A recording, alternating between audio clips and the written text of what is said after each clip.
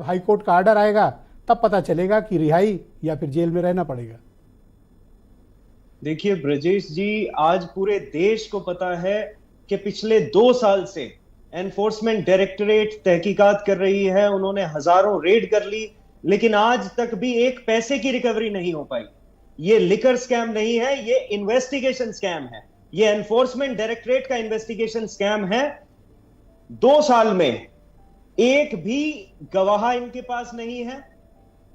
Proceeds of money का trace ये साबित नहीं कर पाए। यहां तक कि सच्चाई यह है कि 60 करोड़ रुपए की रिश्वत तथाकथित शराब घोटाले के आरोपी पी शरद रेड्डी द्वारा भारतीय जनता पार्टी को दी गई, लेकिन एनफोर्समेंट डायरेक्टरेट ने उसकी आज तक तहकीकात नहीं की।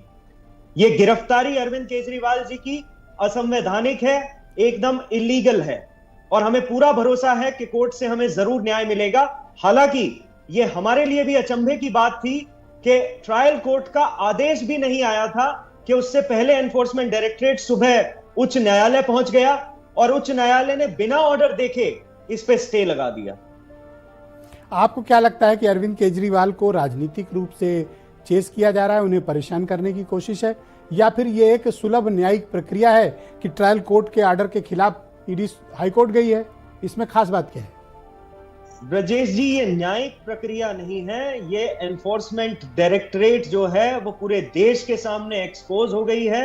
भारतीय जनता पार्टी के इशारों पे काम करने वाली ये केंद्रीय एजेंसियां, एनफोर्समेंट डायरेक्टरेट, सीबीआई और इनकम टैक्स, केवल और केवल विपक्ष के नेताओं को टारगेट करने का काम है इनका, और कुछ नहीं है। ये तहकीकात नहीं करते, ये केवल आम आदमी पार्टी को खत्म करने का प्रयास है, अरविंद केजरीवाल जी की राजनीति खत्म करने का प्रयास है।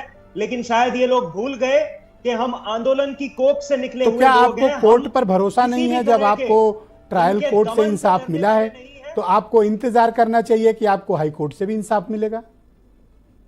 देखिए, हमें पूरा भरोसा है कि हमें हाई कोर्ट से इंसाफ मिलेगा।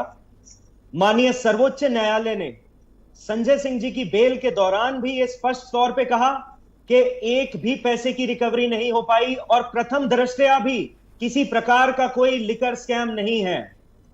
सर्वोच्च न्यायालय ने बेल के दौरान यह भी कहा कि केस 2 मिनट भी नहीं टिक पाएगा ट्रायल में। आज 2 साल के बाद जब ट्रायल कोर्ट ने बेल का फैसला दिया अरविंद केजरीवाल जी के पक्ष में, एनफोर्समेंट डायरेक्टरेट के सारे तथ्य सुनने के बाद उससे स्पष्ट हो गया कि अरविंद केजरीवाल जी कट्टर ईमानदार हैं।